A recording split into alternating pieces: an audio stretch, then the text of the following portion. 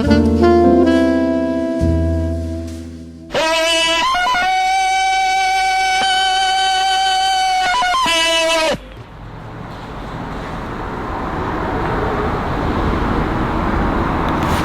up, how you doing? Here we are, beautiful evening, perfect temperature, perfect humidity, very nice. Feels like mid-spring when schools are ready to close and you have that euphoric feeling inside. That's what it feels like right now, a feeling of well-being. Nice cold water right here. I'm going to talk about my first barber. You always remember your first barber. Good memory. And very nice guy. His name was Jimmy. My father loved this barber, and I did too. Had a good touch, good solid, grip on the scissors. So once a month my father would look at me and he would say, "Want to get a haircut?" And I'd say, "Sure." So he'd call up, and we always went after hours. My father liked to go when the place was closed, wanted the place to himself. So he'd tell him we're showing up in a half hour, and then he'd look at me and he'd say, "Get in the station wagon, we're going." Back then, station wagons were very popular. So we'd arrive, and the barber would open up the door. The key was in the lock. We'd go inside. I was the first one to get a haircut. And he'd bring out the baby seat. Had this little seat that would go on top of the chair, barber seat, whatever, and I would sit there, and he'd put a nice apron on me. I don't know what those were, sheets. And then he'd pull out the scissors and he'd give me a nice haircut, very nice haircut. And then every once in a while he had one of these machines. First time he did it to me, it kind of surprised me. Came from behind, flipped the switch on, and he gave me a little back rub, my neck, loosened me up. I bought this because of him.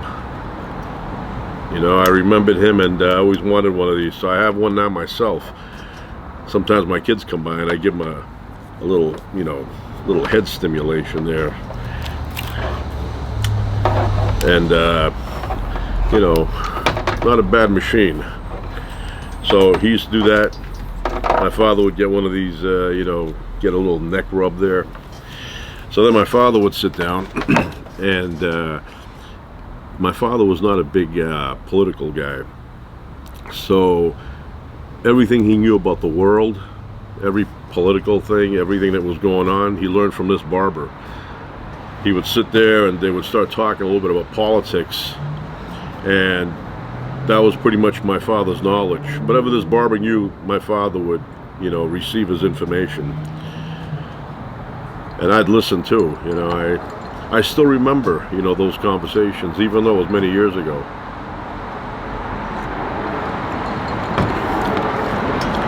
Remember, he had one of these, and inside was blue solution. I have it, I just couldn't find it now. For now, it's empty, but I do have the blue solution. And then when it was my haircut time, he would pull out, I guess they were sanitized, and the blue solution would kill all the viruses and bacteria, and you name it, it would die in here. And then he'd pull it out, he'd start combing my hair with this. Big fan of this. I'll find the blue solution later, but that. And the other thing that I remember, the straight blade. So he had one of these, and I have it right here, leather strap. But he had it on the seat. He had it on the seat that you would sit to get a haircut. And I remember when it was my father's turn, he'd get this and he'd pull it out, he'd back and forth really, really fast. Do it about 20 times. And then my father's neck, he'd shave it down with one of these. And ever since then, I've been a big fan of these straight blades. Or some people call them straight edge. But I remember every time we'd go in there, he'd sharpen one up. Or he'd make the edge smooth. So yeah, every time I use one of these, I remember him. And then at the end of the haircut, after he had that little brush thing to, you know, get all the little tiny pieces of hair off your eyes and everything and out of your neck area, he'd pull out some nice aftershave. Nice aftershave. Look at this. You smell it and it brings you back to those days. Very good.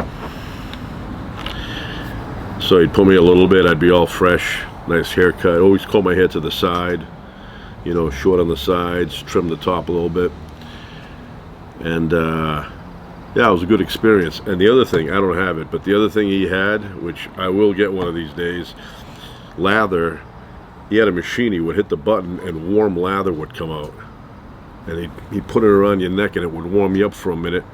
And then he'd get the straight edge, straight blade, and he'd give you a trim around the neck. I also have Bay Rum,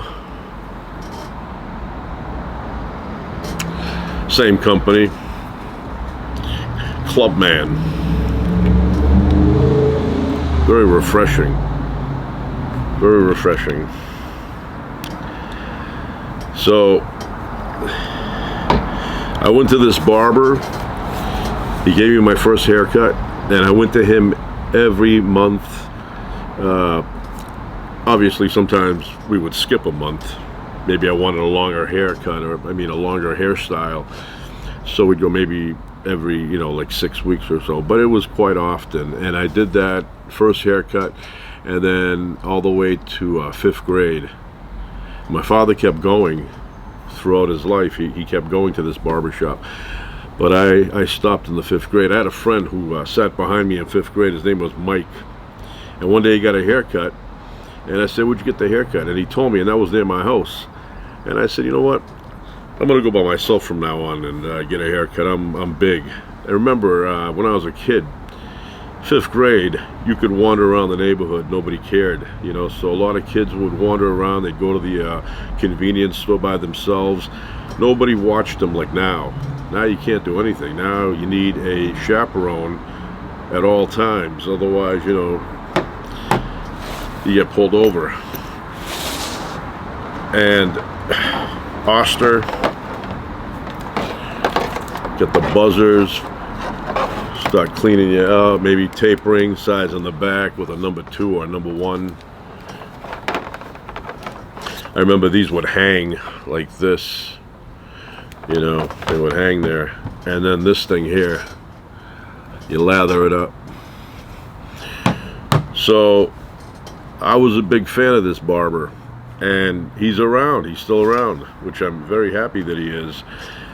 I would like to say that if he's ever in California, if he's ever here, I wish he would contact me. I want him to give me another haircut now that I'm older. You know, I would appreciate it. Like, I don't know if he's visiting or something, I would love to get another haircut by him. I know it's been many years, but like I said, he was my first. And, you know, it means something.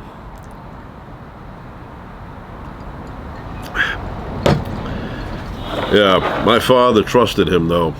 You know, my father was not easy with the haircuts. If he saw one wrong move, he never came to you again. You know, like if you know, like he was telling me when he was a young kid, he went somewhere and they gave him a haircut and it was like a staircase. It wasn't like smooth. He goes, he never went back. And this guy, my father, went for decades. So that says a lot.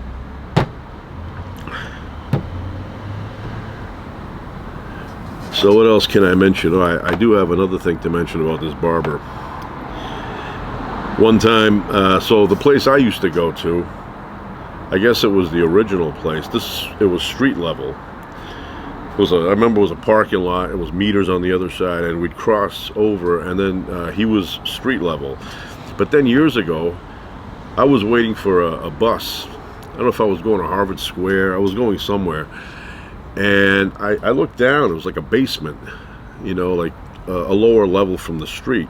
And I see him. I go, I know who that is. And he was cutting hair. And I go, wow, I feel like going in there and getting a haircut. But I didn't have the time. And This was probably like 1990, around there, 91, I don't know, around there. And his father, the barber's father, was also there, sitting on the side chair. I recognize him because I know what he looked like. And he was counting money. He had a wad of cash, and he was counting the money again and again and again. And I said, I wish I had the time. I would go down there and get a haircut. I don't know if he remembers me. You know, it's been a long time. I mean, it's been a long time since I've been in the 5th grade. And I'll tell you what happened the last haircut I got. So I had in the wintertime, middle of winter, I had gotten a buzz cut, which was like maybe, I don't know, 1/2 inch of hair left up top, like that short. And then about a month went by, and my crew cut was growing back. Not much, but a little bit, you know, it was a little bit longer. And my father said, I'm going to go get a haircut. You want to come with me? And I said, sure. I didn't need a haircut, obviously. My hair was already short. So we went to this barber, and he was cutting my father's hair, you know, had the comb, and he was like gripping with the fingers and cutting. And then after my father finished, he looks over at me and he says, you want me to cut your hair? And I thought he was joking. And I said, no, it's short. He goes, well, you know, we could do it again. He goes, you want it? And I said, sure. So he sat me down there and he gave me another. He pulled out one of these buzzers, put a little guide on them, you know, and then he gave me another whiffle. And I'll tell you a funny thing about that. So there was this girl in my class, her name was Cheryl.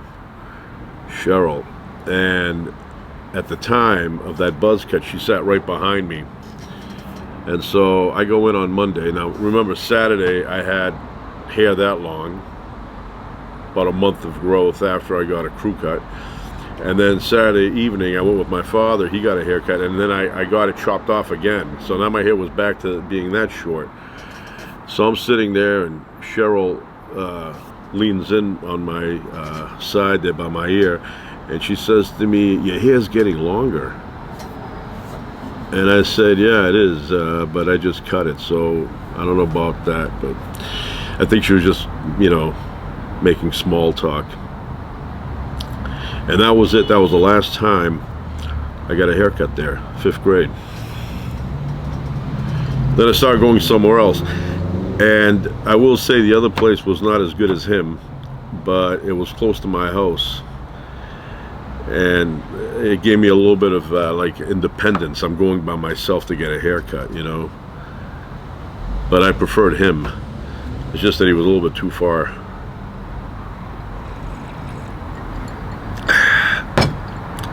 Yep.